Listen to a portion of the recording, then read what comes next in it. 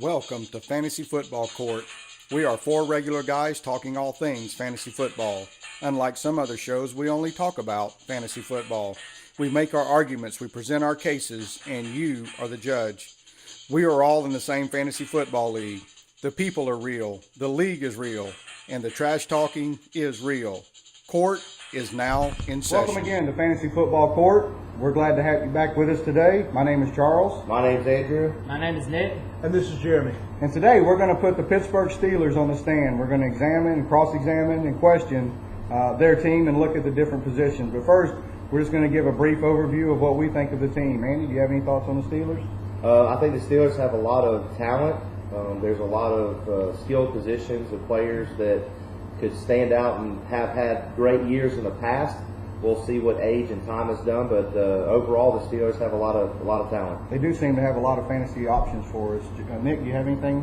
Can they hold up to their age? That's all I got. You think it's an aging team? Yeah, I think it is. Jeremy, you got any thoughts? Just simply, are they able to hold the production? Yeah, I think we're all pretty much in agreement with that. All right, we'll start first with the quarterback, and we all know about Big Ben. He's been a fairly consistent player. He finished 13th last year of all the NFL quarterbacks in fantasy football. We'll start with Nick first on the quarterback position. So Ben Roethlisberger, I have him a little lower than where he's slated to go and where most people have him projected. Right now they have him ninth currently. Yeah, I have him as my 13th ranked quarterback. Wow. So you have him where he's not a starter necessarily in a 12-team PPR. Yeah. If you watched our inaugural pilot episode, you noticed where we talked about Ben Roethlisberger, and I went back and said how healthy is he? And the thing he contemplated retirement this year is just how much wear and tear is actually on his body. I'm just wondering how much he can stay healthy throughout the year. He's got hurt the last 2 years, so that questions a lot of what drafting Ben Roethlisberger as a quarterback one. So I have him as a quarterback 2, ranked 13th in my rankings. Okay, Jeremy, any thoughts on the quarterback? I think with Ben Roethlisberger, he has the talent and the gutsiness to be a top 6, top 7 quarterback if he can stay healthy. He reminds me at this point of an aging Brett Favre. I think that there is still, remember toward the end of his career, Brett Favre had that 1 year where he just went nuts after everybody wrote him off. Yeah. Could this be the year? Possibly. Could this be the year that Roethlisberger gets hurt in game 2 and is done for the season? Absolutely. If I take Roethlisberger, I'm higher on him than Nick. I think he's a top 12 quarterback. I think he's got to be a starting quarterback in a 12-team league. But if I draft Roethlisberger, then that's going to make me draft my second quarterback a little bit higher than I normally would to try to get a better quality number 2 just in case something goes wrong with Big Ben. Right now, he's currently being drafted as the 9th quarterback overall. Andy, any thoughts on Ben Roethlisberger? I agree with them. It's up to injury or not. He's projected. I know projections. It is what it is. But he's projected to have a better year this year than he has the past couple of years. I'm with Jeremy. I think it could be. He has the potential to have a breakout year like Favre did several years ago. So, but he had 29 touchdowns last year, 13 interceptions, 3,800 yards passing. That's a consistent quarterback in fantasy football. He's got the potential to have that again this year with the guys he's surrounded with. Le'Veon Bell's there at running back. That always helps a quarterback when you got a running back of that caliber. Ben Roethlisberger, if he's on your team, it's not a bad thing. You got Antonio Brown to throw to. I mean, I think an average quarterback would be above average having that wide receiver. Another thing is, do y'all have any thoughts about their backup quarterback situation? Do y'all think, if Big Ben does go down, do you think it'd be Landry Jones? It'll probably be Landry Jones. I'm not buying Josh Dobbs at all. I'm not buying Josh Dobbs. I'd say Landry Jones is your number. It's probably going to be Landry Jones, and because of the people he has around him, he might do decent. He did okay when he was in a couple games last year. He actually put up some pretty decent numbers. I think he started 2 games last year. Is that right? Sounds good. I'm pretty sure it's 2 games. He put up some pretty good numbers those 2 games. Yeah. But he's surrounded by a good team. I'll make this prediction. Josh Dobbs will make more money with his career after football because you remember he majored in something crazy like rocket science, He will make more money in his career after football than he does playing football. I agree. I don't see him as Jones- another I don't quarterback. see him lasting but 2 years. Well, and he might end up being one of those career backups. He could. There's guys that spend their career in the NFL as a backup. Well, Josh McCown. I mean, you look at some of these guys, and then they do get their opportunity, and it's not great, but they make their money as a backup. Who was the kid? Matt Castle made money like that. The kid though with Green Bay Packers that Aaron filled Rodgers. in. That filled in for Aaron Rodgers, blonde hair kid. Matt Flynn. Matt Flynn. Yeah. Yeah. He got a contract and he never panned out. Yeah. But he's made millions. I mean, But do y'all agree he that? got that big contract from Seattle, $15 million a year, and then they start Russell Do Wilson. you all agree though that Pittsburgh's a different team without Ben Roethlisberger? Do they step? Even though they've got a good supporting cast, I think they're not as good of I a think team. it hurts their wide receivers worse than it hurts their running. So it Yeah, hurts. it does. So when we get into the wide receivers and we talk about Antonio Brown, if Ben Roethlisberger's out there, and I know my brother had Antonio Brown, and when Ben wasn't in there, Antonio Brown did not It have does. the It points. affects. Well, first episode I gave this stat.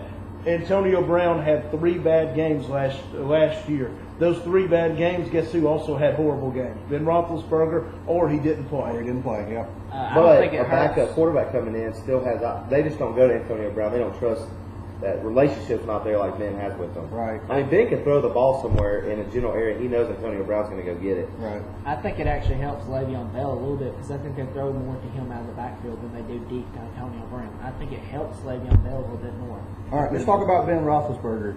Where are you comfortable taking Ben? Do you want him to be? Jeremy alluded to it a while ago.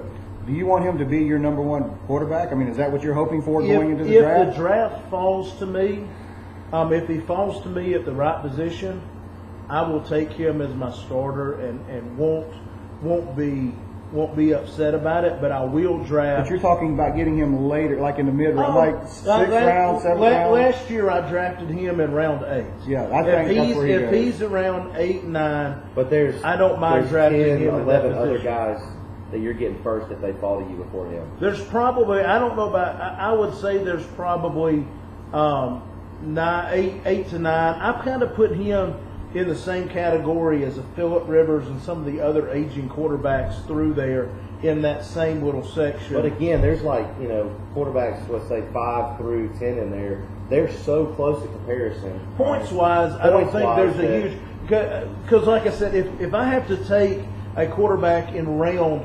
5 or 6 to get a quarterback that's in that 4 to 8 range, I set to round 10 or 12 and take Ben To get Ben, Roethlisberger. so you okay? I see what you're saying.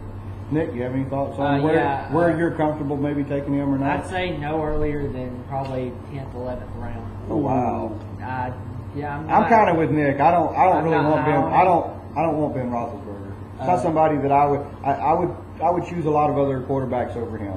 You could even take him in we've talked in previous episodes about the running back hit mark. I think he's hit the hit mark at a quarterback position because he early in his career he scrambled around a lot and he'd just take hits and just bounce off of them. Yeah, because you can only take so many hits. All right, I think we've talked about the quarterback position. Now let's talk about the running back position. And this team has arguably one of the best running backs in the National Football League in Le'Veon Bell. I'm going to start with Jeremy first on this one. I have him as my number 2 running back behind David Johnson. The interesting thing with Le'Veon Bell in a PPR league, I looked at this. He has come dangerously close the last few years to having 1,000+ yards rushing and 1,000+ yards receiving. Wow. There is going to be a point, I think, and this could be the year, that Le'Veon Bell has 1,000 yards receiving, 1,000 yards rushing. If he does, he could end up being the number 1 running back out there. In a PPR league, you've got to take Le'Veon Bell in your first 2 picks, in my opinion. I think he has more receiving potential than Melvin Gordon, who some people are taking with the number 3 running back. Who's the other running back? Ezekiel Elliott. I think he has more receiving potential than even Ezekiel Elliott does. So I'm really high on Le'Veon, and I really don't think it matters what quarterback's back there. I think Le'Veon will have good production, whether it's Landry Jones, Josh Dobbs, or Ben Roethlisberger. Any thoughts on that? Yeah, going back to him, he's my number 3 running back. I don't have him. I have Ezekiel Elliott above him. But anyway, going back, he missed. Remember, he missed the first 3 games of the season. Yeah. He still had 75 receptions. That's more than a lot of top receivers had. And 616 yards and 2 TDs. That was his receiving. You go to rushing, 1,268 yards and 7 TDs. So I think this year he takes a little bit step back in the rushing totals, which and I think he matches his number better in receiving. I think that values more in PPR, which I still have as my number 3 running back. Just going back to he's getting up there in age. Do you think that James Conner may steal a few goal line touches from him? No, I don't buy James Conner. No, I don't buy any of that. I don't know if there's a second running back there. I buy it all. This is one of the few teams that they have one running back that they're going to feed the rock to. Yeah. Down in and down out. He is going to be the guy. If he gets hurt, I have no idea who. Yeah, I don't know what they're going to do. I don't know. Any thoughts on Le'Veon Bell? Is anybody concerned at all about the issues he's had with his groin surgery? I mean, he's not back to 100%, but I mean, age and that. Well, he's only 26 25. years old. Yeah, 25, he is, 26. but he's done a lot. Though, he's had 1,200 hits in the league. Yeah. And so he's not back to 100%. I think he'll be fine going to that point, but every time Ben Roethlisberger rolls out of the pocket and you don't have nowhere to throw to, he's throwing it usually to Le'Veon Bell. Exactly. And so because of that reason, he's still a top. He's top 1, 2, 3 in most leagues, and I think he's still there this year. Well, let's go ahead and talk about the elephant in the room. If you had the number,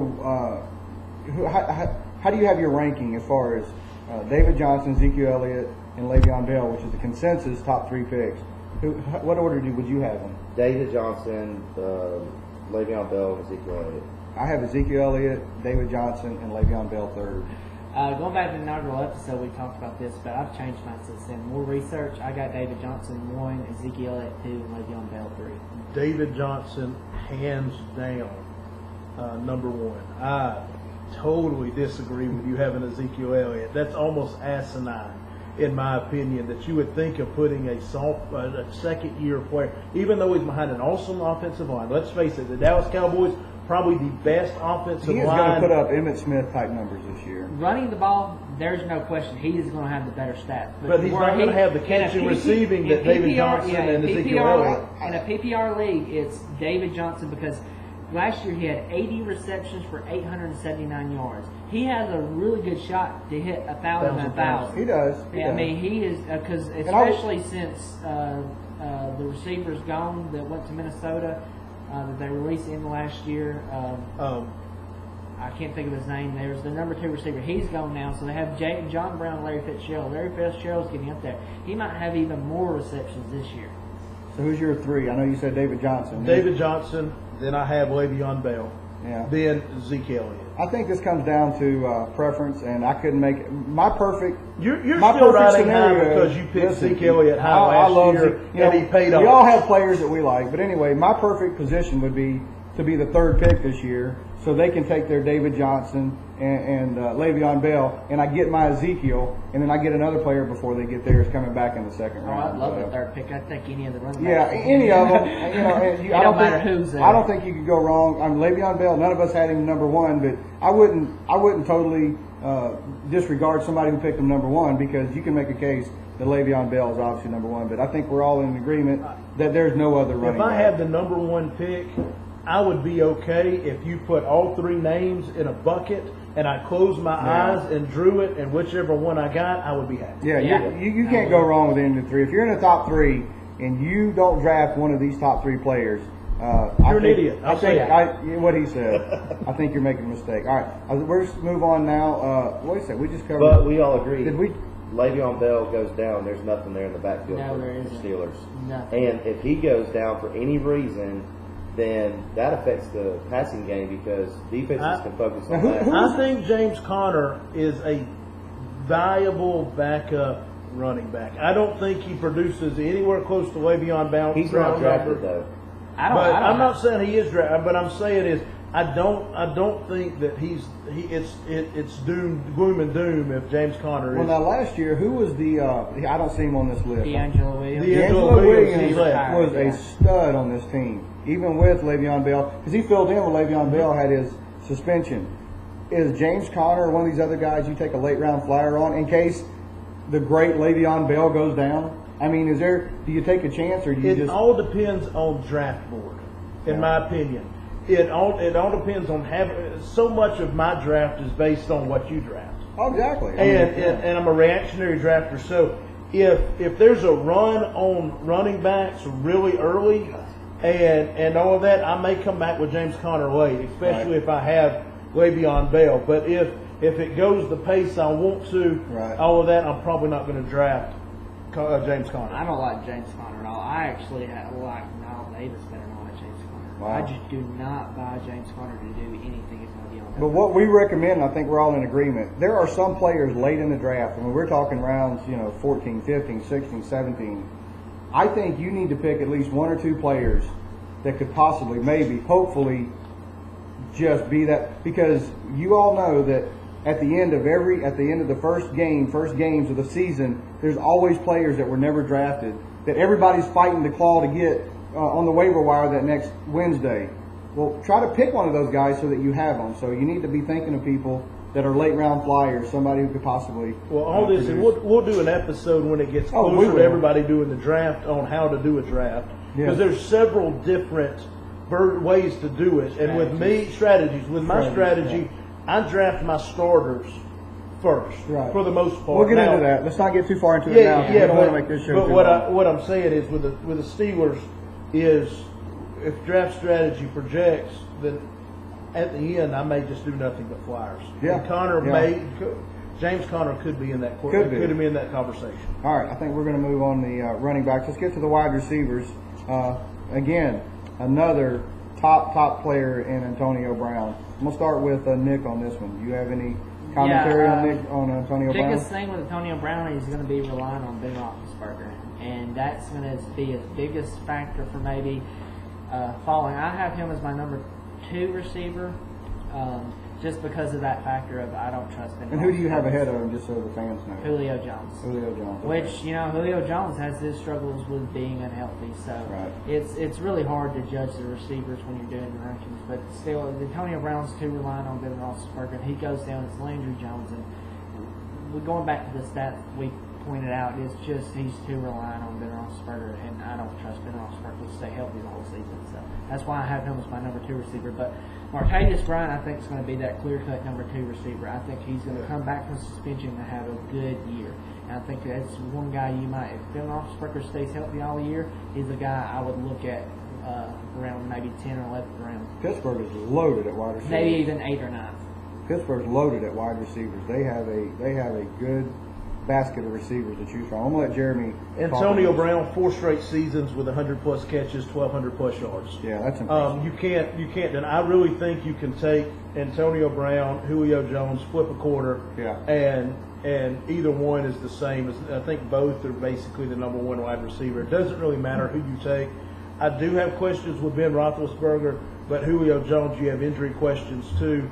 So overall, Antonio Brown has, in my opinion, tended to be more healthy than Julio Jones, but Ben Roethlisberger has not been as healthy as Matt Ryan has. So with that said, I'm really high on Antonio Brown. He's got to go top, in my opinion, top 5, top 6 picks in your draft.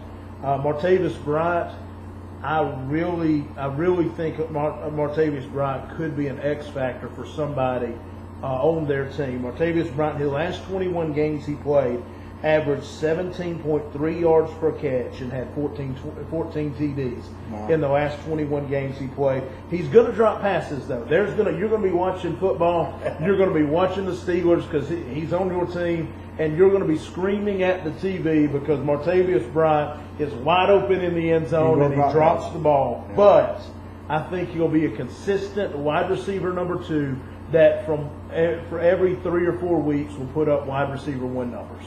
Andy, any comments? Hands down, Antonio Brown's number 1 receiver on my list, but I think his touchdown dropped this year just a little bit because of Martavis Bryant coming back. And Juju Smith-Schuster, I didn't mention and him. Juju but Smith, because I'll of let you those talk guys, about him in a second. and Eli Rogers is with them also. I mean, these are just some other targets. Yeah, Because they're of loaded that, at wide receiver. Antonio Brown doesn't have to be the go-to every play, pass, yeah. and because of that, his numbers are going to drop. He's still number one wide receiver, But he can't be double teamed either. He can't, right, because there's some other options now, and these other options are not going to be bad wide receiver 2s and 3s to have on your team. He's talking about Juju Smith. Juju Smith-Schuster out of USC. He's somebody that I would watch greatly during summer camp and workouts, things like that. Maybe even a little bit in the preseason. What you want to look at preseason is don't look at his stats and numbers. Look at how he adjusts to the Right. speed of the game, Right. how he adjusts his routes with how the safeties are shading, things like that. Does he know to cut his route short if the safety is playing off? Does he know to break it long if the safety is Right. creeping up? So I would watch him, see how he's doing, because he could be somebody that's a surprise. You're to a really lot of high people. on him. I've heard you talk about him And a lot. there's other folks that are high on him too, and they've said if Bryant slips at all or he has any, that he could Schuster could end up in that number 2 role. Yeah. But by the end of the year, I'm not really buying Juju Smith-Schuster. I don't know. I like Eli Rogers and Sammy Coates better. I just think it's going to be hard for him. to find. They're- Sammy Coates has had right at 3 years. This is Think his about- third year, and he hasn't really. Everybody keeps saying, "Oh, Sammy Coates is going to break." Sammy Coates cannot catch a cold. He is He has drop prone, very bad. inconsistent hands, but I mean he's got But they great throw to speed. him, But they do Yeah. like him. throw to Pittsburgh him. seems to like him. If Even you though he could don't catch convert it. Sammy Coates to a defensive player, he'd be better suited Swatting in the down league. passes. Absolutely. Well, they're definitely loaded at wide Wide receiver. receiver, big And, time. I like Eli Rogers. I don't know, Martavius Bryant is being chosen 28th receiver overall in the average draft position, but no other receivers on the Pittsburgh Steelers team right now is even being drafted in the average draft position. So, maybe one of these guys you want to pick up late. All right, let's move on to the tight end. I think it's just a given with the running back and the receiver for the Pittsburgh. I think we know where they're at. The tight end, Jesse James, is probably the leading one, but again, I don't draft him. none of the tight ends for the Steelers are being drafted in the average draft position. And I'm going to start with Nick on this. You got any thoughts on the tight ends? Jesse James is their tight end. I have him at like 26, so he's not really. He's maybe a waiver wire pickup if you only have that one tight end and your player's on bye week or he's got a tough matchup or something like that. He's a viable waiver wire pickup if the matchup's right, and that's about all you got for him. Yeah. Jeremy, any If thoughts? if 12 tight ends get hurt, you may want Jesse James on your roster. Yeah. I'm going to stay away from any of the tight ends for the Steelers. Andy, any thoughts? If I have Le'Veon Bell, I'm praying for Jesse James to stay healthy because he's a great blocker, Oh, yeah. and that's about all he's good for Yeah. in that offense. And the thing with Jesse James, he can have a good game. He He really can. can. I mean, he can, but there's so few and far between. But I do think he has the greatest upside He had of all this. 60 targets all of last year. Yeah. Well, yeah. That's what 4 games, 3 or 4 games. Yeah. Well, didn't he, Ladarius Green come back midway through the season, start like 2 or 3 games at the end? But he's not playing this year. No, is he? he's not. He got hurt again, and they let him go. All right. What about the defense? Is the defense somebody? Because you get in our league, when you draft the defense, you also get the special teams. Is there anybody Is there any talk or any thoughts on the defense? I would look at drafting the Pittsburgh Steelers defense just because their early season matchups. Here's their first 5 games: Cleveland, Minnesota, Chicago, Baltimore, Jacksonville. Yeah. That's a good That's a run. pretty good find. Now I cut them Yeah. after that because once you get in the playoffs for your league, they play Green Bay, Cincinnati, Baltimore, New England. Yeah. That'd be I don't want them for the playoffs. But if I'm looking for a team that will get me off on a good start, Good for the first few games, I draft the Pittsburgh Steelers with knowing that I'm going to cut them come week 5, 6, 7. But again, when we talk about these defenses, when we talk about the kickers, we don't really go up that high. As far as defenses go, where do you have them pretty high? I mean, would that be one of the first defenses you I have them as a middle of the road. middle of the road? Nick? 15. I had them middle of the road defense. They've improved with the additions of like J.J. Watt and Artie Burns really came on last year, but they're still a middle of the road defense, maybe waiver wire, depending on the matchup, in which the first 4 weeks you probably draft them. That'd be good. Andy, any thoughts? I have a middle of the road. They're good, consistent the last several years. of giving up an average of 20 points, 350-something yards, middle of the road. And when you think about Pittsburgh, you would think of the steel curtain, the big shut-down defense. Troy Polamalu. Malo, yeah. I mean, you got these guys, but they don't seem to have that. The last 3 years, their defense have taken steps back. They have. But if you've got an offense that can put up That 100 helps. points, Yeah. what does it matter what your defense does? Right. All right. And the kicker? Who is the kicker? Anybody know? Is it Bryant? Come on, IT guy, you're slowing us down. I don't know. Chris Boswell. Chris Boswell. You sure? All right. Well, again, we don't put much emphasis on the kicker. That's something I draft late, very late, only because I have to.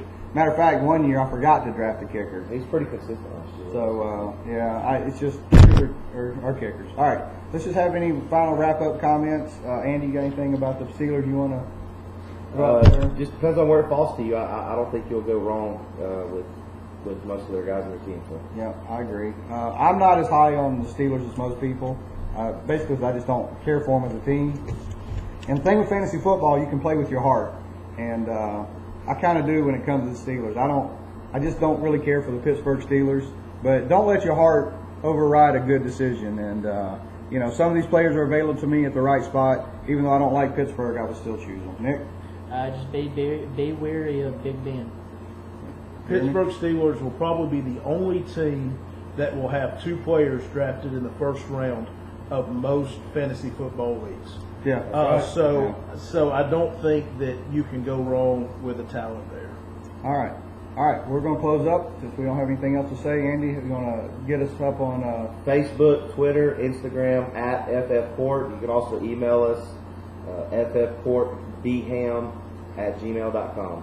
If you have any questions, suggestions, comments, complaints, want to challenge us and want one of us to be in your league, reach out to us through one of those social media platforms, and we'll be more than happy to come and show you that we do know what we're talking about in your league. All right. Good deal, guys. With all that, court adjourned.